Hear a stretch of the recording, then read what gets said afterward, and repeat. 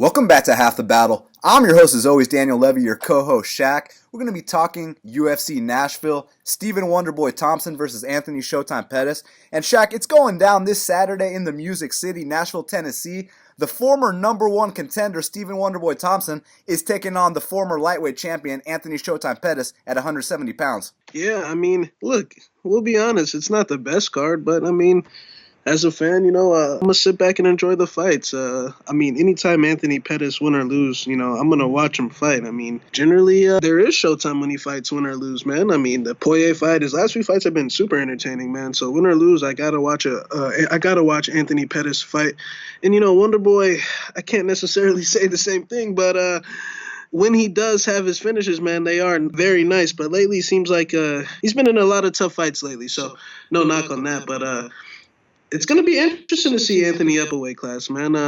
This matchup's really weird. You got the Taekwondo versus karate thing. I'm actually interested to see how it plays out. Yeah, no doubt about it. What's interesting to me is that a lot of people are saying this is going to be a fight where these two sidekick each other, high five, and stare at each other for 5 rounds straight. I kind of disagree, man, because Anthony Showtime Pettis, he's coming off, obviously, 3 straight bonuses. Obviously, the fight of the night versus Dustin Poirier, the fight of the night versus Tony Ferguson, and the performance of the night sandwiched in between there against Michael Chiesa. And with Wonderboy Thompson, it depends how you fight him. If you give him his distance, it can be super boring, but if you come right at him, that does make Wonderboy exciting, and that usually is the recipe to get Wonderboy a highlight reel knockout. And I've heard that Anthony Showtime Pettis is going to come right at him, so I can't wait to talk about the main event of the evening. But before we do that, man, obviously, Shaq, I didn't get to catch up with you about that Jorge Masvidal unbelievable epic KO against Darren Till. So quickly, tell the fans that Half the Battle what you thought about that. Yeah, that was a great knockout. Look, Jorge was a big underdog in that fight to go into his hometown, which he is known for, and to beat a guy like that in that fashion was super impressive. He raised his stock up a bunch, and then he goes in the post-fight, gives Leon Edwards a nice little chicken dinner, and I think his stock just rose. His stock just rose through the roof, man. And it's good to see for George, man. He's one of the few real ones in the game. Yeah, 2 wins in one night. Obviously, the knockout of Till, the cut stoppage of Leon Edwards. I couldn't have gotten any better for Jorge Gamebred Masvidal. So it's going to be a big fight for him next, and I cannot wait to see who they match him up with. Now, let's do this whole card start to finish, because first up in the flyweight division, we got Eric Shelton. He's 12-5. And Jordan Espinosa is 13-5. Currently, they got Eric Shelton minus 170. The comeback on Jordan Espinosa is plus 150. Well, Shaq, one thing I got to say about this fight that's really interesting to me is that that they're not out here signing a lot of flyweights. But the few flyweights that they have signed in the last few months, I'm talking Rogerio Bontorin that went out there and beat Magomed Bibulatov. I'm talking about Rolian Paiva, who, between you and me, went out there and beat Kai Kara France. And now we got Jordan Espinosa, who's making his UFC debut. You think he continues the streak of very impressive debuts by these new flyweights they're signing? Yeah, this is an interesting fight, man, because, a few years ago, Eric Shelton was the guy that a lot of people thought had all the hype and, that he was going to be the big-time prospect, and things necessarily haven't panned out that way. Look, Eric Shelton's one of these guys that came in on tough. He pulled off that big upset over Sherbatov, and then he had that very close fight with Pantoja. So everyone thought, man, this is a guy to keep an eye on. But then, he had that stretch where going into the fight, everyone thought he was on Alex Perez's level, but Alex Perez completely beat him down in every aspect of the game.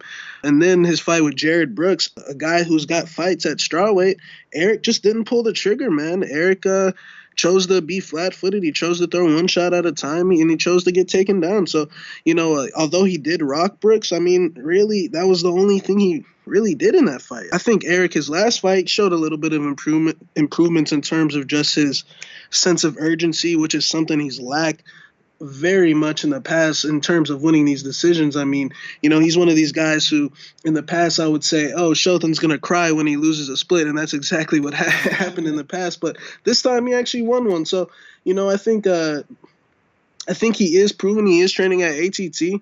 But this Espinosa kid, man, this kid, he's a state champion wrestler, although he hasn't fought anywhere near the level of competition as Eric Shelton. Just, physique-wise, athleticism-wise, I think Eric Shelton's athletic, but I think Espinosa is a serious athlete. He's a state champion wrestler. This guy is, bouncing up and down. He's very agile. And he's very black explosive, man. This guy hits very hard. He's got the power from rounds 1 to 3. He's got 2 finishes on the Contender Series. Now he did have a very rough start to his career. I can't remember exactly what his record was at one point, but at one point he was about 5-4. I think he was like 5-4 at one point. So this guy definitely knows what adversity's like, man. He had a lot of losses early in his career, and seems like he's turned things around. So I'm actually going to go with Espinosa for an upset. I can't necessarily say how, because I do think Shelton's a very tough guy, at least in terms when it comes to taking punches. But I have seen Shelton wobbled in the past, man. Let's not forget that strawweight and Jared Brooks wobbled him in that fight. And Alex Perez, man, he hit him on the chin.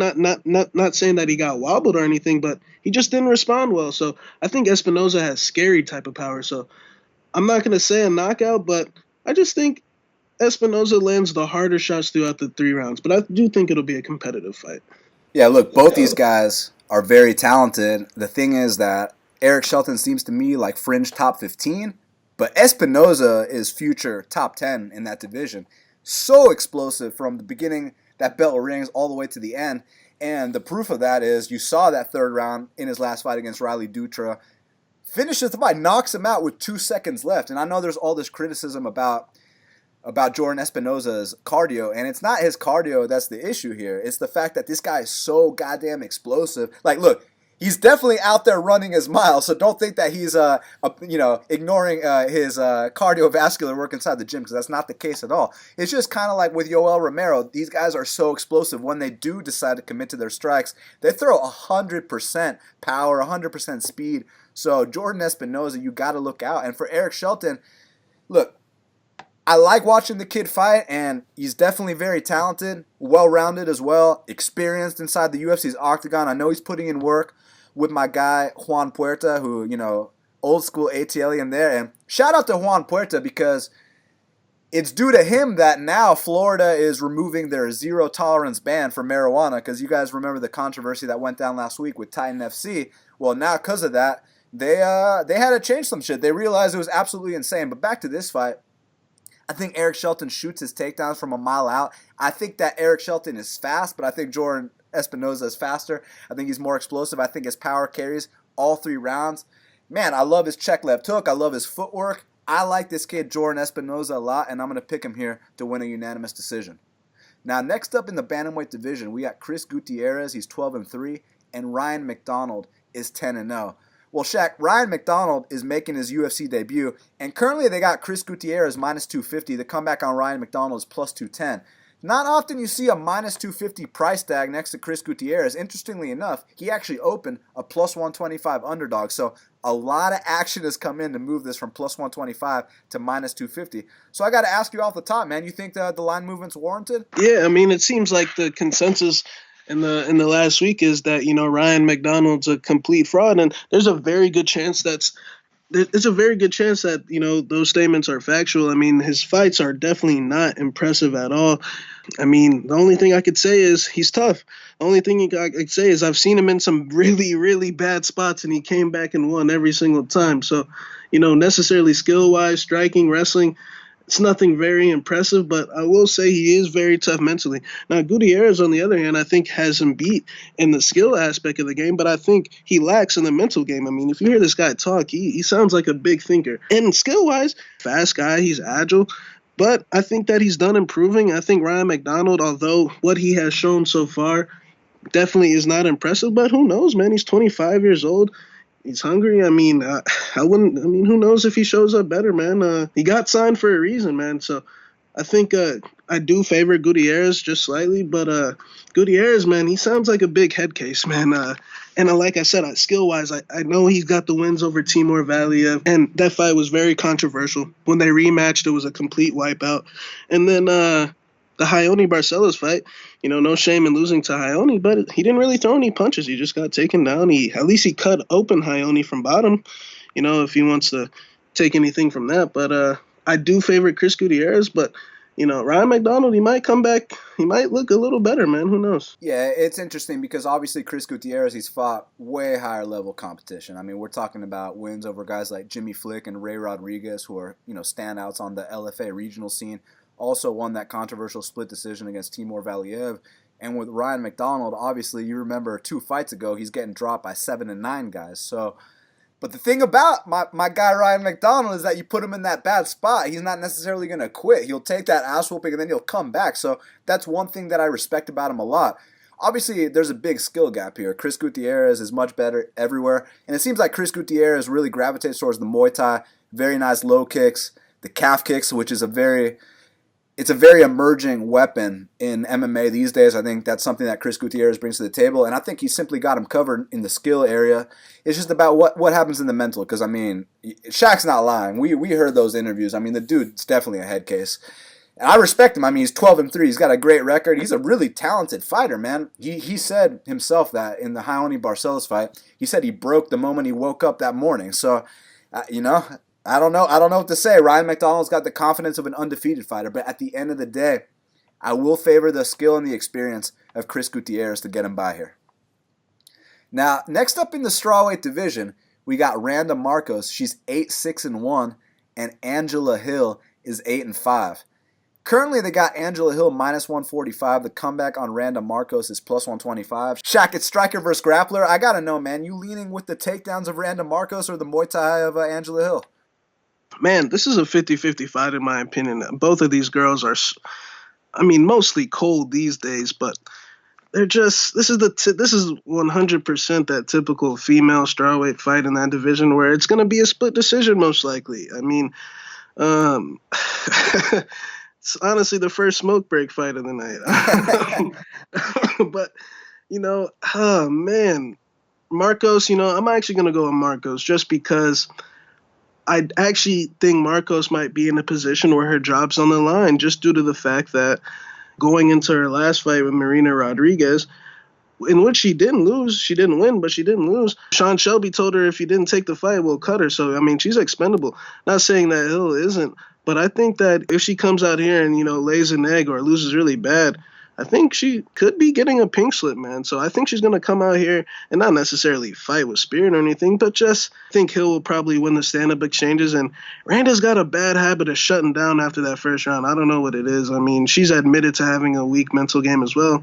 But Angela Hill on the other side, man, she's kind of a big disappointment, man, because, when she got cut and came back, there was a kind of a little bit of hype, and Androv shut that off. Courtney Casey fight, even though I thought she won that fight, it's just the fact that you lost on the cards to Courtney Casey, who's like, what's her record on decisions? 2-5. Yeah, so it's just like this is a fight where you just sit back and see who cries about losing a split. So I'm gonna go with Markos, but who knows, man. I kind of feel you on that too, just because she is the dog in this spot.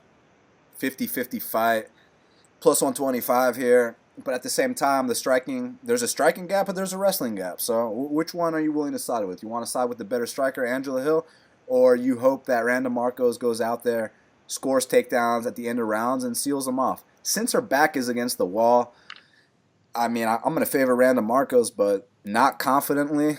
And I expect this to be a very close split decision type fight. I don't think anyone's going to wipe anyone out the water. And also, you brought up how Randa Markos shuts down after that first round. I don't get what the deal is, man. Like, why does that happen? So, but I heard she's been putting in work at a Muay Thai gym in Canada for this one. Not that you can close the gap of all those years of Muay Thai that Angela Hill has been doing, but at least Randa Markos is trying to address that area of her game, since she did kind of get exposed the second and third rounds against Marina Rodriguez. So who the fuck knows, man? I'll take Randa by split decision. Oh, guess what? They gave us the exact same fight, just up a weight class. Now, next up in the flyweight division, we got Alexis Davis. She's 19-8, and Jennifer Maia is 15-5. And currently, they got Alexis Davis -140. The comeback on Jennifer Maia is +120. Shaq, I think the smoke break is going to be a very long one, my man. Yeah, Maia's actually low-key under the radar, coming off a little USADA suspension. Her USADA suspension was complete bullshit. I saw the actual thing that she got popped for. It was like a diet pill or something like that. But this fight with Alexis Davis Alexis Davis is like one of those girls where you watch her and it's like she's a complete zombie. She gets hit a ton, but for whatever reason, man, she's such a vet of the fight game that, she can make up, for her lack in those other areas, man. Just her experience, and she just knows how to execute in certain positions. She's a black belt. And I thought she had a very close fight with Chukagian, and she got chuked, man. There's no shame in that. Not to mention, this girl beat Liz Carmouche literally like last year, man, which is super impressive, man, because Liz is she's got a lot of muscles. Jennifer Maia, she's got a very good Muay Thai. She trains at Shoot Box in Brazil. She's got very good Muay Thai, and she's a black belt, actually, but her wrestling is what the issue is. A lot of her fights, man, she gets taken down a lot. I mean, in those lower level scenes like Invicta and all, she's able to maneuver enough to get back up and still win these decisions. But in the UFC against someone like Alexis Davis, I think Alexis will probably capitalize. But I do see Alexis probably getting tagged up on the feet, but I see her capitalizing every time the fight hits the mat. And she's got some subs on her record too, man. So I'm going to actually go with Davis here. Yeah, man, I feel for my friends in Nashville because last time they had a card, they got to witness the epic masterpiece between Alexis Davis and Cindy Dandwall. And if you've never seen that fight, I highly recommend you go and pull up Fight Pass right now. But look, as far as this one's concerned with Jennifer Maia, Jennifer Maia, obviously what we saw in her UFC debut, 0 takedown defense, 0 urgency to get up off her back. 2 fights ago, she's going to split decisions with Roxanne Modafferi. Dude, come on, man. I'm going to go with Alexis Davis by split decision.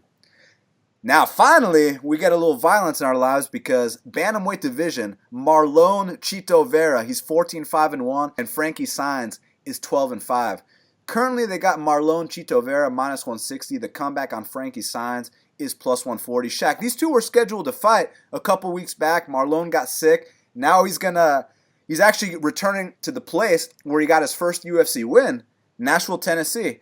And interestingly enough, Frankie Saenz also fought on that card against Serwan Kakai. So I got to know, man, who has a successful return in Nashville? Yeah, both of these guys been kind of low-key talking shit to each other for a while. Frankie's not happy with Marlon calling him out for the last few years, and now they finally get to settle their differences. Frankie, for whatever reason, I've always just thought he was over the hill and completely old. But, for a guy, how old is he, 39, 40? Yeah, like 38, around there. 38, 39.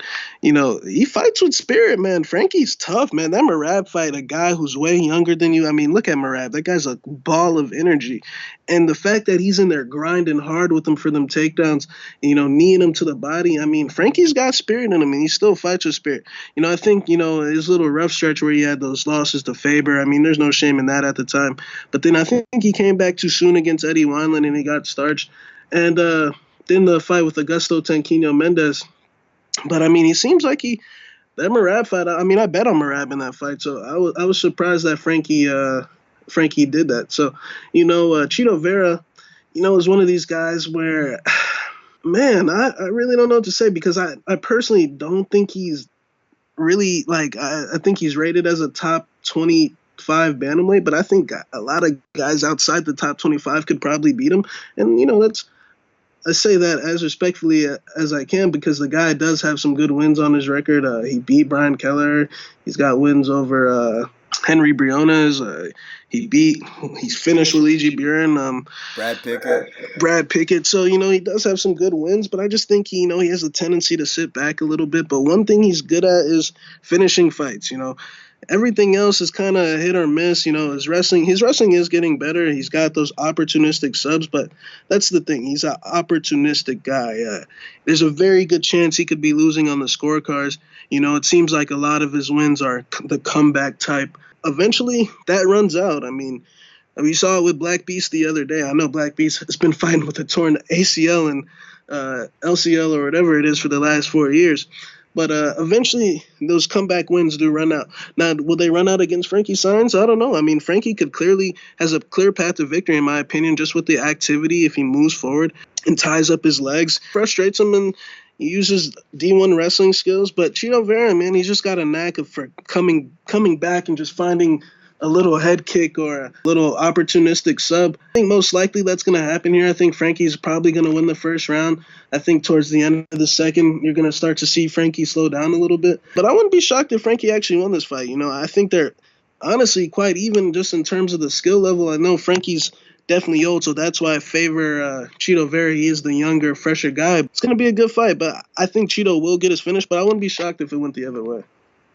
Yeah, I mean, I think this is going to be a Marlon Chito Vera fight where it starts off. Look, he's a slow starter for whatever reason.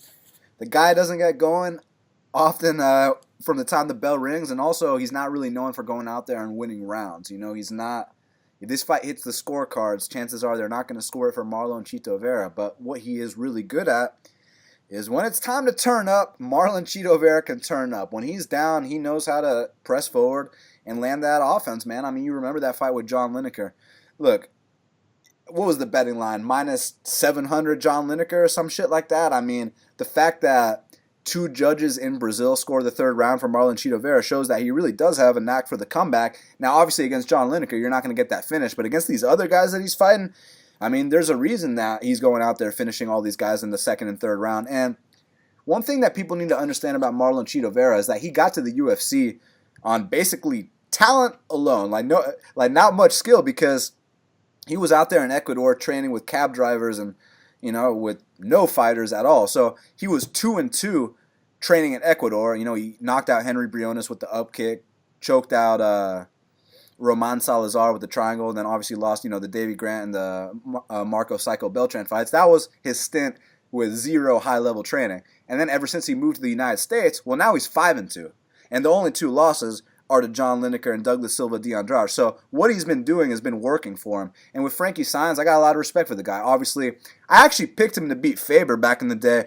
He was a huge underdog, and everyone was calling me crazy. And then he goes out there and drops Faber. He actually lost the decision, but it was the fight that changed his career. He got so much respect coming off a loss that it kind of made him that perennial, not top 15 guy, but just a perennial tough out.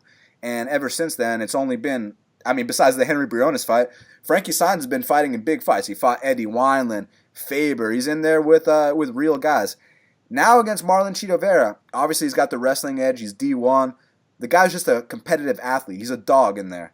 So I think he's going to be able to bully Marlon for about the first round and a half. But after that, look, man, there's over a 10-year age gap here. I think that the youth, the tenacity, the spirit, I think Marlon Chito Vera is going to do another Marlon Chito Vera comeback win, and I think he finishes Frankie Saenz in the third round.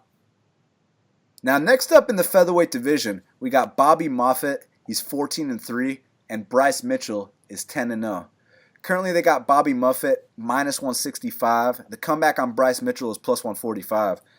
Shaq, obviously Bobby Moffett, he had the controversial submission against Chas Skelly. Bryce Mitchell went out there, beat the D1 wrestler Tyler Diamond. So who gets their second UFC win?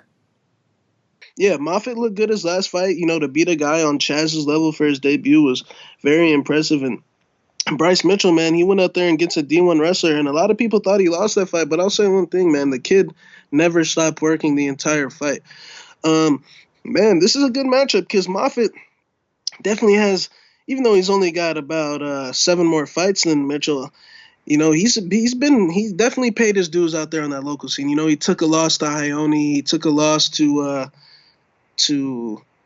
Tan Lee by knockout, and those could have deterred him, man. But he stayed on that path, and it really seems like these last 2 fights, up until these last 2 fights, the Contender Series fight and the Skelly fight, Moffett was just, I would consider him just a straightforward grappler, man. He is a jiu-jitsu black belt. He's just a straightforward guy that likes to get a lot of takedowns.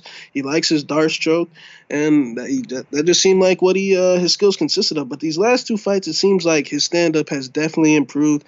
It definitely seems like he's got his strength and conditioning coach now. So I definitely think there's a chance that Bobby Moffett, improves even more.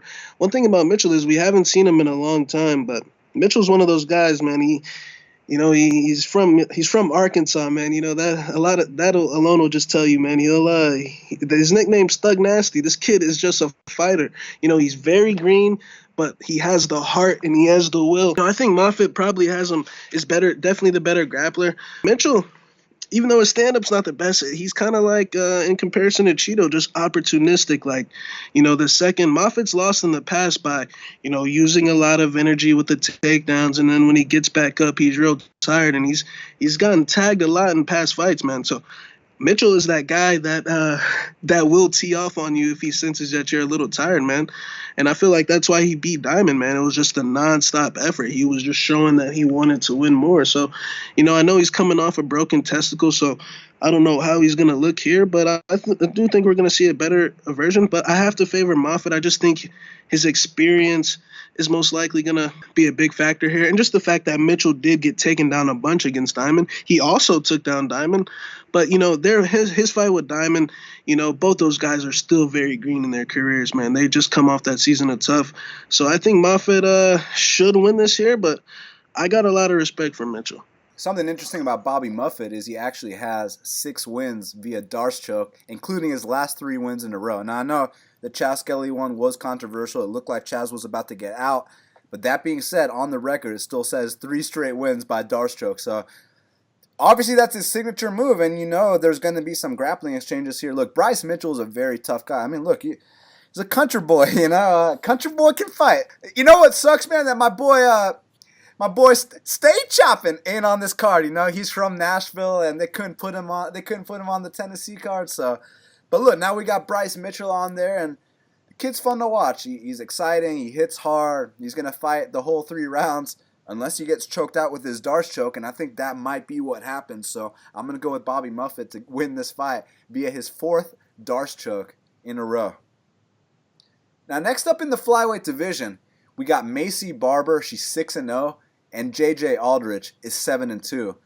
Currently, they got Maycee Barber minus 255. The comeback on JJ Aldrich is plus 215. Shaq, are you going with the hype machine Maycee Barber, or are you going with J.J. Aldrich for the second time in a row as a over 2-1 dog?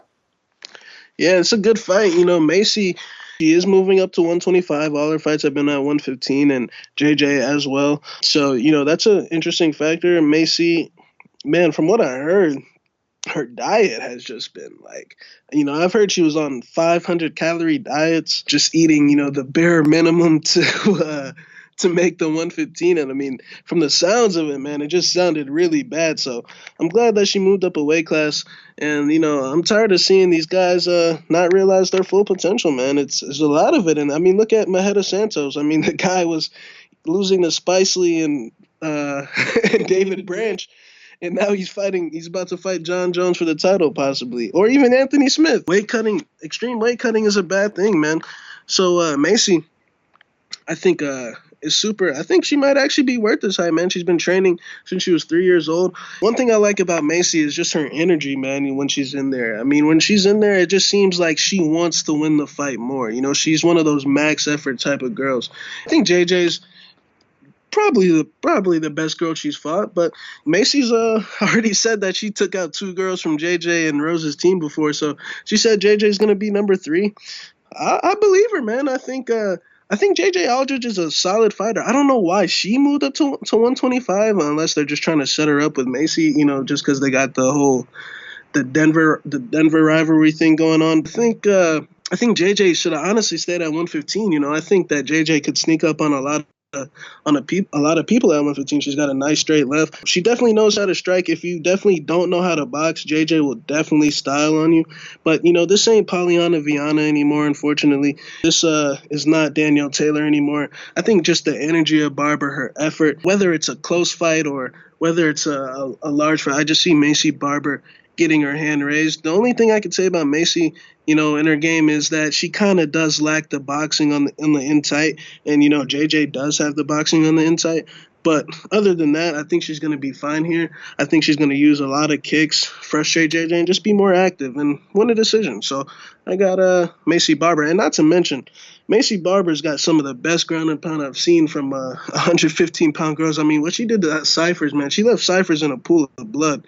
And her Contender Series fight as well against Jamie Colleen. So I'm actually pretty impressed with Maycee the future Barber. She might actually be worth the shit that she's been talking. Question is, will she beat John Jones' record of youngest champion in UFC history? Because at first, I thought it was a complete joke. This girl's saying she's going to be the youngest champion in UFC history. Okay, sure. But then she goes out there, UFC debut, ground and pound TKO, second round. Shaq, it's not often I see girls elbowing other girls into oblivion, blood everywhere, brutal, violent, vicious stoppage. I was like, okay, sign me up for the Maycee Barber hype train. The only thing here is that, look, JJ Aldrich has better hands. JJ Aldrich has better parrying. No doubt about that. Aside from that little area, I think if Maycee Barber gets her to the mat, maybe not if, maybe when Maycee Barber gets her to the mat, I'm not convinced JJ Aldrich is going to get back up. And we've also seen JJ Aldrich get out-wrestled before against Juliana Lima. Don't forget about that. So, listen, JJ Aldrich, I know people are taking the shot here saying she's a live dog. And if you guys are right, then congrats on a very sharp play. But I respectfully disagree. This ain't Pollyanna Vienna anymore. This ain't Daniel Taylor no more. I mean, there's nothing vicious about Pollyanna Vienna or Daniel Taylor. You guys know that. Well, there is something. Firstly, the whole Pollyanna beating up this guy on the street is a complete joke. Like, come on now. And especially now, if you watch that JJ fight now, and then you go watch his Cypher's fight, come on, did she really beat up that guy? No, we can't. They can't rat on my boy Maheda like that. But I mean, we know the deal here. So I'm gonna go with Maycee Barber via unanimous decision. Now, next up in the featherweight division, we got Luis Pena. He's 5-1, and Steven Peterson is 17-7. Well, Shaq, what's interesting about this fight is that Luis Pena is 6'3". He's dropping from lightweight to featherweight here. Currently, they got Luis Pena minus 245. The comeback on Steven Peterson's plus 205. Now, Steven Peterson, he's from Fortis MMA. We know Fortis MMA has been doing a lot of winning.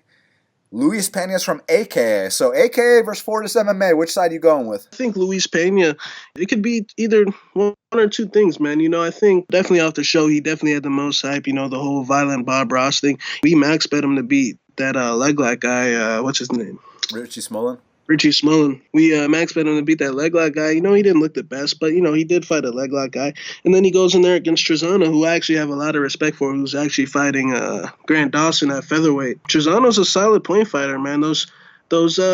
Those Tiger Showman guys definitely know what they're doing. There's no shame in that loss, but just the fact that he's dropping to 45 now, he says that he can make 45 easily, and he might be right 100%, but some people view taking one L and then dropping a weight class as just not believing. They just find it a little fishy, man, a mental thing maybe. And, Luis, that's the question out on him this week. Like, does this guy have a mental issue, or does he...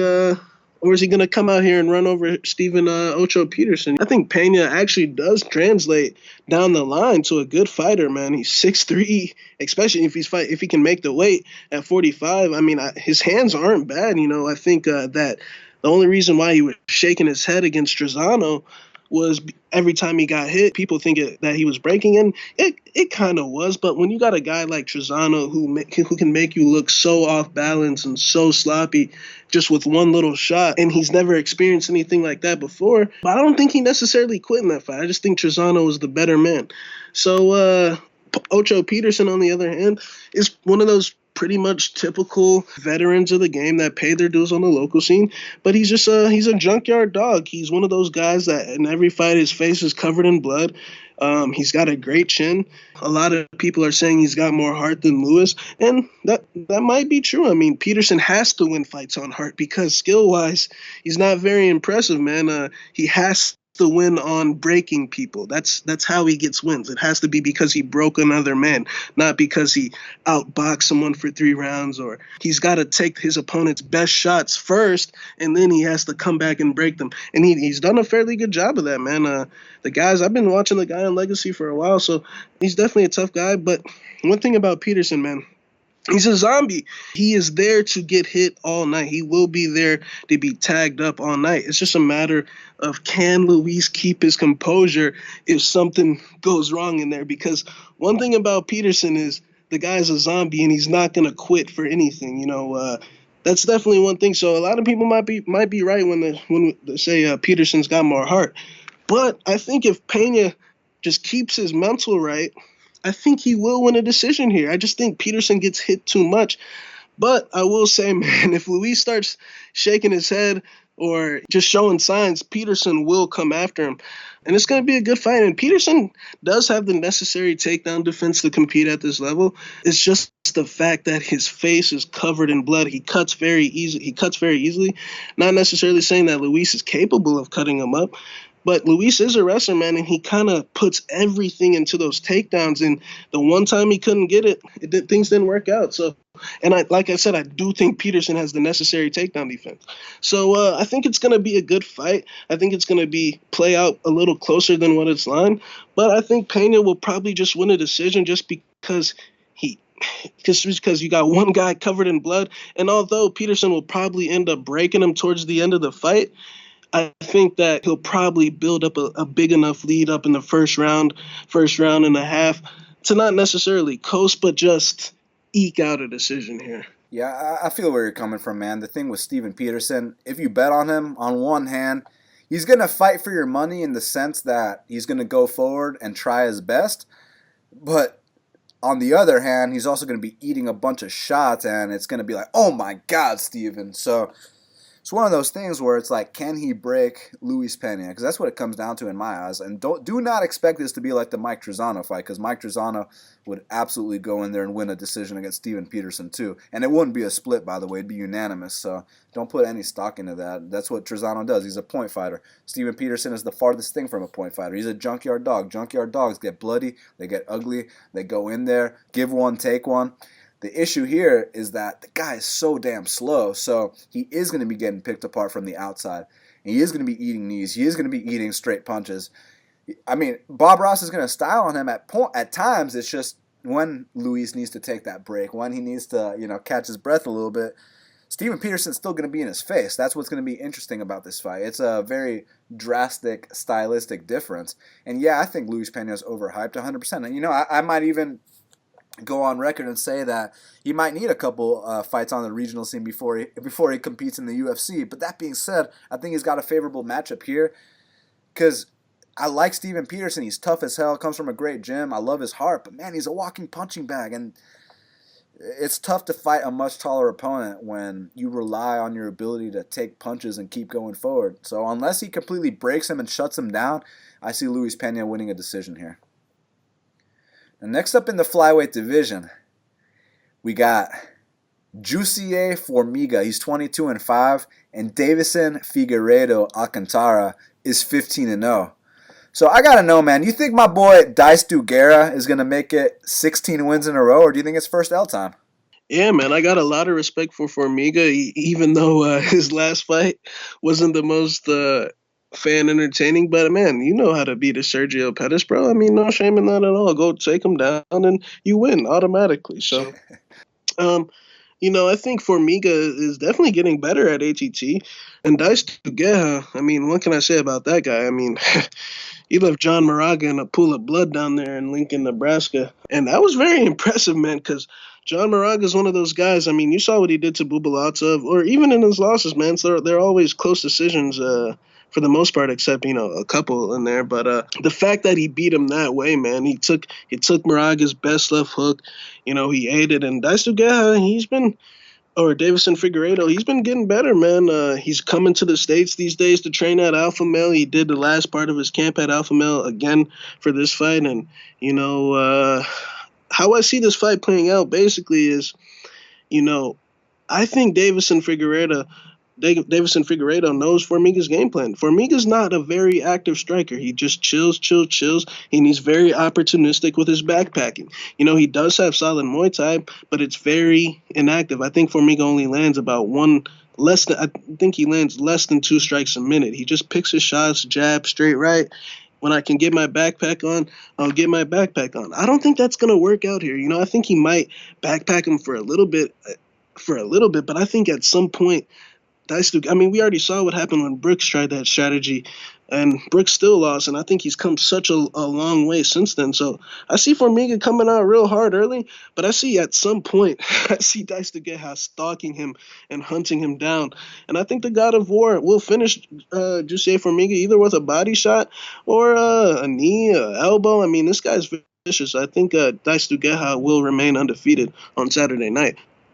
Yeah, I mean, Deiveson Figueiredo is a monster. He's one of the scariest 125ers, and he could also be one of these guys that, now that they're allegedly trying to get rid of the flyweight division, I could see him having a bright future at bantamweight as well, because he's fucking massive for flyweight. And similarly to a guy like Saeed Nurmagomedov, not in terms of style, but just in terms of, you saw how Saeed, he was kind of sucked out at 125, then he goes to 135 and kills Ricardo Ramos. Well, I feel like Deiveson Figueiredo, he's already having success at 25. Has moved this guy up to 35 without the drastic weight cut, and holy shit. But here against Jussier Formiga, look, if you're not the number one contender, Jussier Formiga is going to go out there and backpack you. But what happens every single time Jussier steps up and fights the number one contender? Joseph Benavidez knocked him out. John Dodson knocked him out. Well, what's going to happen here now that he's fighting the new number one contender?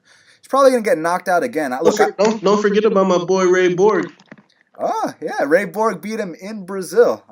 Good call on that one, my man. I mean, look, I feel like, Jussier is probably going to backpack him maybe the first round, maybe for a little bit, but Deiveson isn't the kind of guy to freak out or, I don't think Deiveson's going to get tapped out. If he does, then much respect to anyone that calls that, but I'm not calling it that way. I'm calling it Deiveson inside the distance. I think he lands some heavy shots on Jussier and gets him out of there, man. I think my boy Jussier might even start doing the Nova in this fight, man. You know what I'm saying? So I'm going to go with Deiveson via third round, brutal, vicious KO finish. And it'll be cool to see Henry Cejudo versus Deiveson Figueiredo, man. And let's keep that flyweight division alive. I think that's a fucking all-violence fight right there. And it's interesting because Henry Cejudo used to be known for laying on guys. Now he's knocking out one of the alleged best strikers in 32 seconds. And speaking of which, I almost forgot. We've been saying for years on Half the Battle that the snake's been taking his Flintstone vitamins. Yeah, I mean, I wasn't surprised. I mean, if you look at him fight to fight, he always comes in with a nice a needle bump on his belly. So, I wasn't surprised at all, man. Sam Calvita just sounded too good to be true. From that Henry that we actually cashed on in that fight. And, Sam Calvita, some of the shit he was talking about, I mean, we were looking at each other and it was like, bro, this is definitely steroids. And not only that, the only thing that sucks for us is that we were planning on cashing in on Henry in the rematch because, they were going to line it close since it was a quote-unquote fluke, right? And since it was apparently going to be at 135, and that's TJ's weight class. So obviously TJ's got the edge, but between you and me, Henry was going to go in there and knock him out a second time. At dog money. Yeah, I mean, 100%. TJ, look, he had a great run, but it's over now with these guys coming up like Henry and Marlon. I mean, he definitely, in my opinion, wasn't going to beat Henry again. I mean, TJ's one of those guys, man, like, I think, honestly, another issue is TJ's been one of those a little bit too insanely driven guys where like he has to win everything, and I think there's a chance where he kind of got a little overboard and might have took something he shouldn't have. But not to say that in the past, years, Garbrandt said it that and not to mention, you remember when he used to pull up at my boy Chad Mendes' house on the countdown shows, and look what happened to both of them. So yeah, they're both injecting steroids into their deer meat. But, I just feel like TJ was fucked no matter what because it's either get busted by USADA, get knocked out by Henry Cejudo, or get high kicked by Marlon Moraes. So either way, he wasn't defending his belt again. So, it's been fun, TJ. Thank you very much for all the fun fights you gave us. Now, next up in the lightweight division, we got John Makdessi. He's 16-6, and Jesus Pinedo is 16-4. Currently, they got John Makdessi minus 310. The comeback on Jesus Pinedo is plus 255. Shaq, I got to know, man. I'm sure me and you will agree that John Makdessi is the more skilled guy. But can you trust John Makdessi with a minus 310 next to his name? Yeah, this is that's the big question. Wasn't he a big favorite against Ross Pearson, if I'm not mistaken? Yeah, but not this big. Yeah, not this big, but like at least minus 175 to 200. Yep. Desi's his new camp has definitely, gave him some life at Rufus Sport. He's been training with Manny Sanchez and all those dudes, Pettis, and they welcomed him with open arms, and he seems to have, taken it and run with it. The Abel Trujillo fight, where I remember that fight week, a lot of people were saying, I remember what Abel Trujillo was saying. He was saying Makdessi, typical things, no chin, this and that, but Makdessi dropped him, and I think he fucked his knee up. We haven't seen him since. Seems like these last two fights, he's definitely not wobbled as much. It seems just like he's more clear in the head. It just seems like he has more confidence in himself. And, Pinedo was initially supposed to fight Grits, who I think was probably, a more appropriate to see where Pinedo's really at after his win against Devin Powell, which, I really wasn't too impressed. I think Pinedo might translate to something down the line good. He is long, he is very young, and the fact that he's already here at this stage, is very impressive. So, I think that Makdessi definitely has him on the experience and the skills. So I do think Makdessi wins this fight. The big question is, will Makdessi's chin issues be brought back up? I don't think so. I think Pinedo is long. He might be able to catch him with a shot.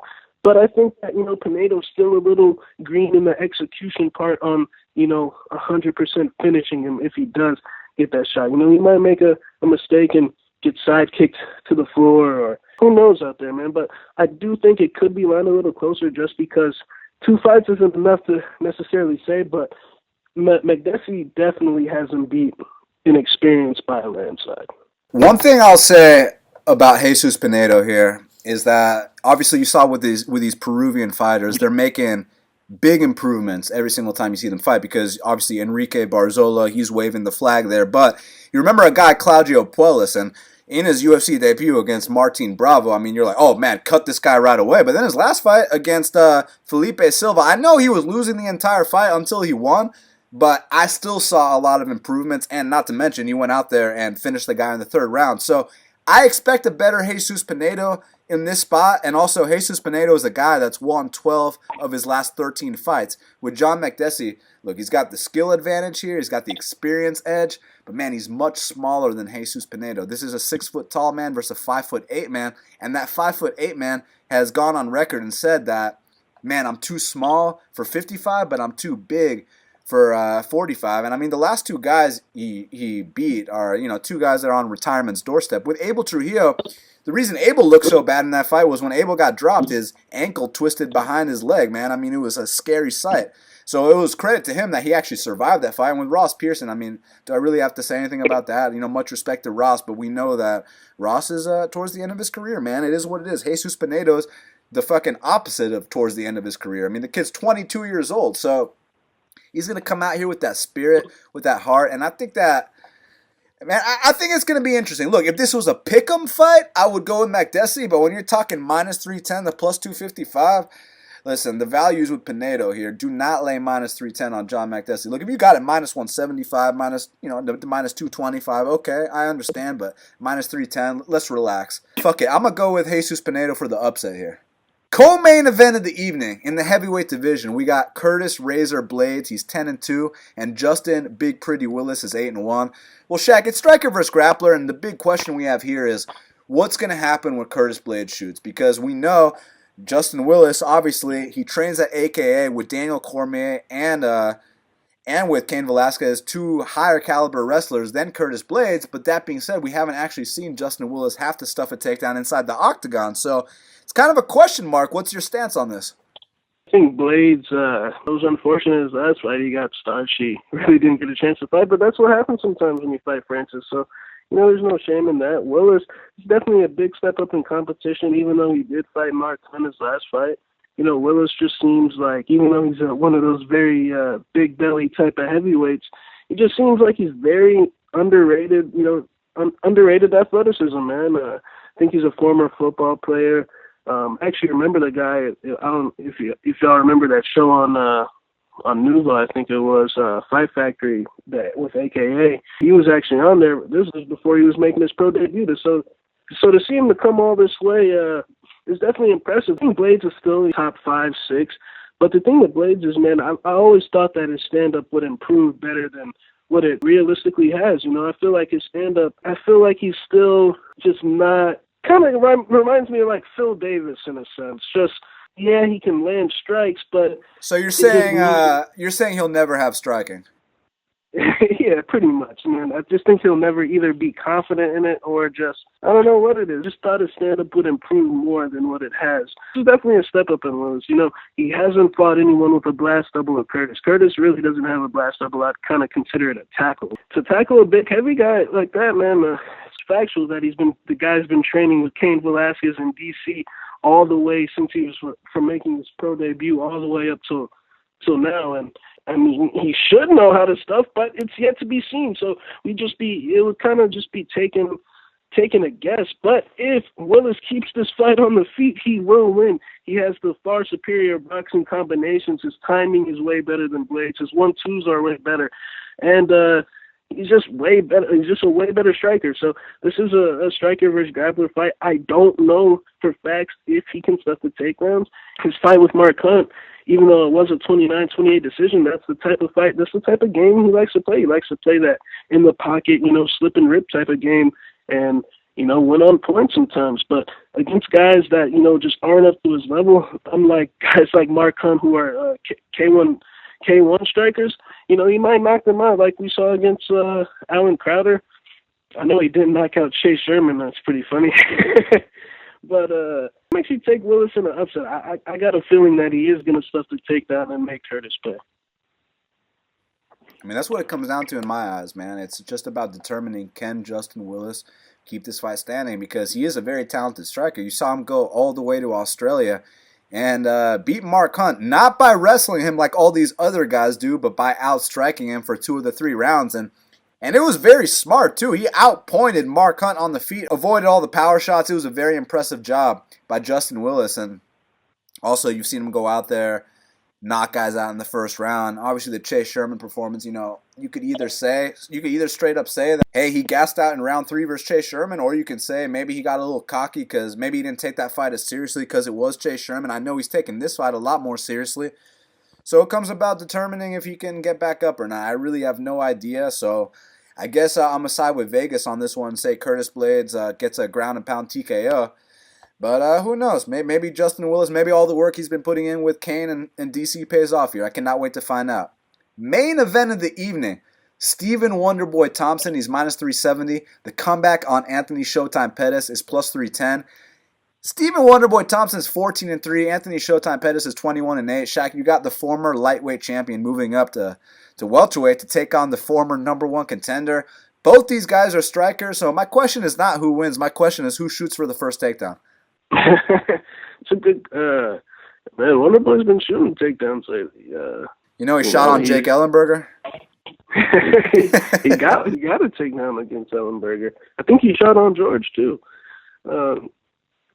So maybe Wonderboy, just say, hey, I'm fighting the Pettis, bro. I know what to do. All right. Good point. They could be throwing everyone for a trick here, but has he been putting in work with Weidman for this one? I mean, doesn't he always put in work with Weidman? My boy Wonderboy's about to out wrestle Pettis real quick. That would be the smart thing to do, but man, I really don't know how this fight's going to play out. I will go ahead and say I favor Wonderboy just because I think that Anthony, although he's moving up a weight class, this is an attempt at rejuvenation, and it might work for a fight or two. But man, I can't really say because, man, the guys he's been fighting and losing to at 55 just aren't.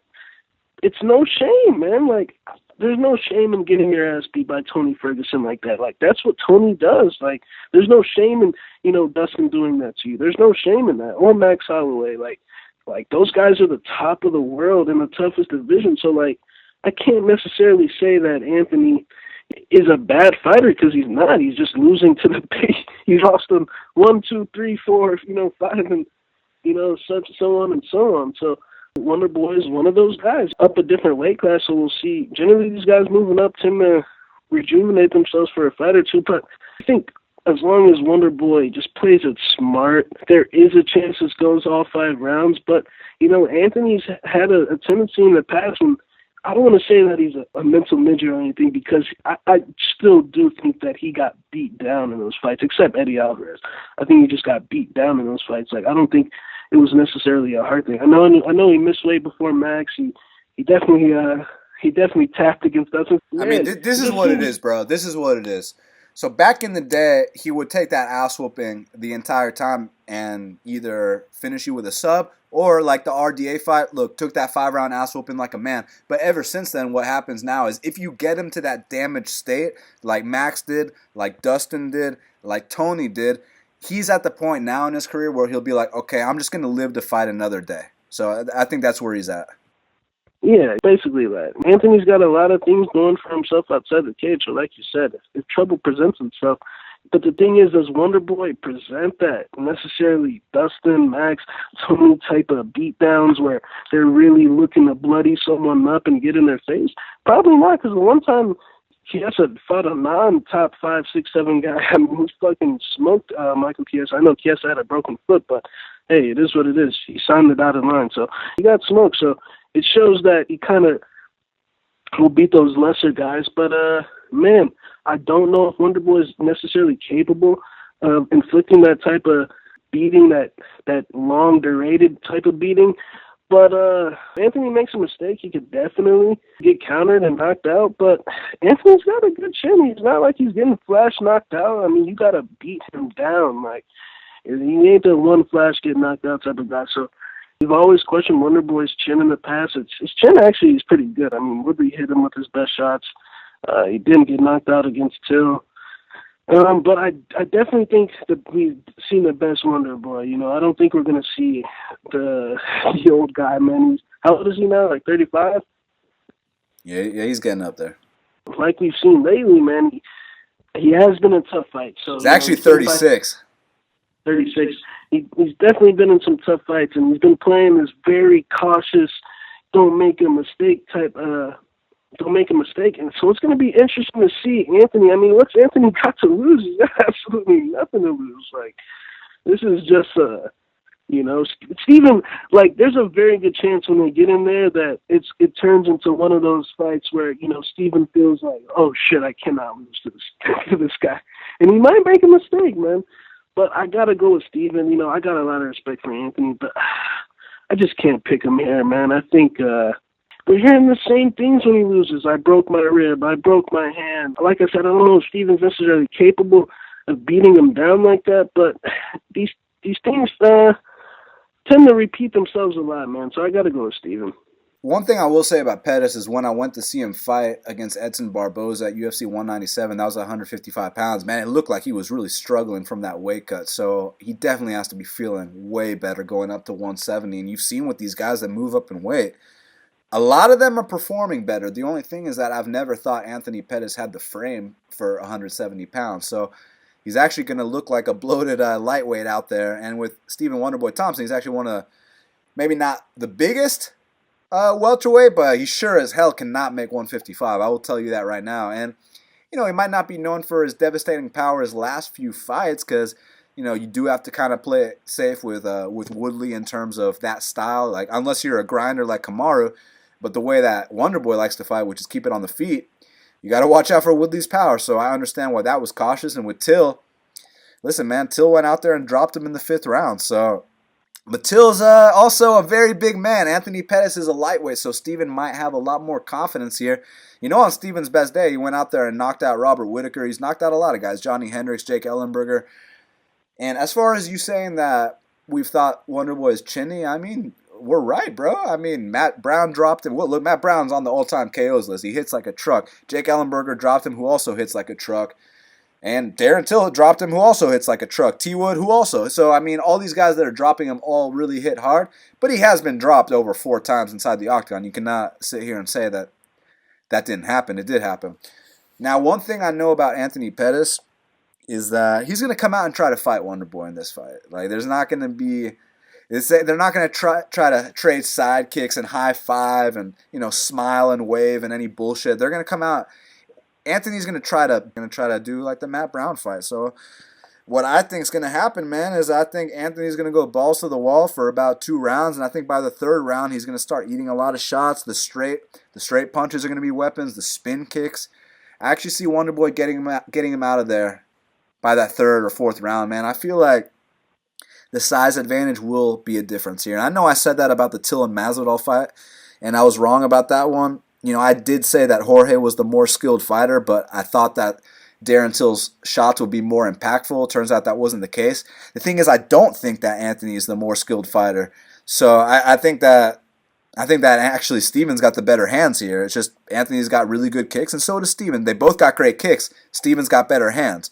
I'd say Anthony's got better jiu-jitsu, but Steven's really damn hard to take down, man. So I kind of think this is a tough matchup for Pettis. I respect the hell out of him. I mean, the dude, listen, I know a lot of the fans that listen to us weren't around back when Anthony Pettis jumped off the cage and kicked Benson Henderson's head into the 7th row, was on ESPN. It was the top highlight that whole week, man. It was incredible, and obviously parlayed that with the Wheaties box, the Benson Henderson fight.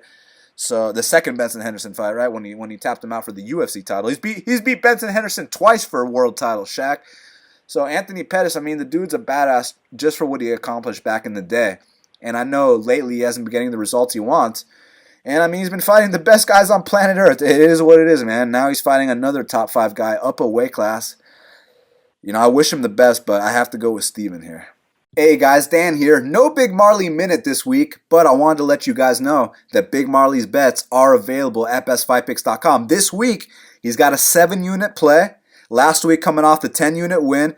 Prior to that, you remember the 30-unit win at UFC 235. And once again, Kyle Marley is betting 1 unit equals $100. So for that 30-unit win, that means he won $3,000. This is not 1 unit equals 1% of your bankroll. So that being said, this weekend, he's got that 7-unit play, bestfightpicks.com. Get his DraftKings write-ups as well. Now, normally we hit up Kyle Marley for the Big Marley Minute. Unfortunately, Kyle Marley is under the weather. He's unable to make it today, so we're going to give you guys a bonus fight, which is the Bellator main event between Emmanuel El Matador Sanchez and Georgie Karakhanyan. And Emmanuel Sanchez, it's minus 325. The comeback on Georgie Karakhanyan is plus 265. And I'm going to look up their records real quick. I know my boy Manny is 17-4. And Georgie Karakhanyan is 28-8-1. So, Shaq, this is a rematch. The first time Manny fought Georgie, he was a plus 110 dog. Now he's a minus 325 favorite. So I got to know your perspective on this matchup and where they are in their respective careers. Yeah, I think the outcome will remain the same, but I just think this one's going to be a little more personal. I think that Georgie's a weasel. I think that he's one of those guys that he just looks for point deductions. He's trying to get fake tap outs, and when they fought the first time, it was really Blake Grice's mistake. But Georgie's one of those guys. He's very mentally weak, dating back since the Rick Glenn fight in the World Series. Man, the guy, trust me, you touch him on the chin one good time, he will break. His last Bellator fight, we actually faded him against Henry Corrales. My boy Henry came through. So I think Manny, most likely, Manny's a slow starter, but eventually Manny will come after him, and he will break like always.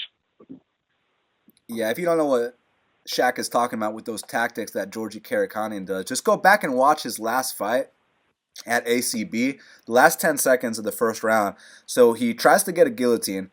He looks at Herb Dean, and he starts signaling to Herb Dean, he's tapping, and the guy wasn't tapping at all. He tells Herb Dean the guy's tapping, and he said this about a Russian. It was a Russian that was in that quote-unquote guillotine, so you don't fuck with an Av like that. Now, the round ends because there were 10 seconds left, and Herb's like, I didn't see a tap, and then out of nowhere, the Russian instant karma sucker punches Georgie Karakhanyan because, I mean, you're gonna fake that I'm tapping out, motherfucker. So fuck you. That's the kind of bullshit Georgie Karakhanyan does. And also, the first time he fought Manny, is faking. First, he goes for an illegal shot against Manny. It was an illegal kick on the ground, and then he's faking eye pokes. But look, as far as their skills matchup, Manny's got the tenacity here, the will to win, and if he puts Georgie in a bad spot, I think he's going to finish the fight this time. What Georgie brings to the table is that he's a strong wrestler. He's got a decent guillotine. He's knocked guys out before, one shot at a time. He's a vet. He's had over 25 fights, so you can't just go in there not trained for the guy. But if Manny shows up to the best of his abilities, even not the best of his abilities, because I know he's coming off that title loss, and we know with these guys coming off a title loss, your dreams get crushed. You don't often come back the same. I mean, we see it over and over again. I mean, last week's a perfect example. Darren Till was favored to beat Tyron Woodley, and last week he got knocked out by Jorge Masvidal coming off the title loss. So it happens often that these guys, when they lose that title fight, they lose their next fight as well. That being said, I do not think that's going to happen to Emmanuel Sanchez here. I think that he's the kind of guy, they call him overtime for a reason. He stays in the gym. He lives in the gym. I think he's going to come out here, out-hustle, out-work Georgie Karakanian. I'm going to go Manny Sanchez via third-round TKO. Well, Shaq, now we got to talk about the fight to watch and the fighter to watch. So what is the fight to watch for UFC Nashville? Yeah, my fight to watch is going to be Maycee Barber versus JJ Aldrich. Look, if she wins this fight impressively, we're going to know, where she really stacks up. She did say she's going to go back and forth, so I don't know. But we're going to see where she really is, man. This girl's been saying she's going to be bigger than Rousey McGregor and John Jones, so let's see what she's gonna perform like on Saturday. JJ's a good test to see where she's really at. My fight to watch is Deiveson Figueiredo versus Jussier Formiga. Once again, in a weight class that they're allegedly in a rush to get rid of. It's great to see emerging talent like Deiveson Figueiredo. And if he can go out there, beat the perennial top 5 Jussier Formiga, the guy that's known as the human backpack, we could be looking at Deiveson Figueiredo versus Henry Cejudo for the flyweight title. So for that reason, Deiveson Figueiredo versus Jussier Formiga is my fight to watch. Well, Shaq, who is your fighter to watch for UFC Nashville? Yeah, my fighter to watch is going to be Deiveson Figueiredo, Dice to Guerra. Like I said, man, if this guy wins this fight against Formiga, he could be next in line at flyweight after Henry does whatever he has to do at 135s with Marlon. So Dice to Guerra could be the next title challenger. Formiga, the guy's been top 5 his whole career, so this will definitely be a big one for Dice to Guerra.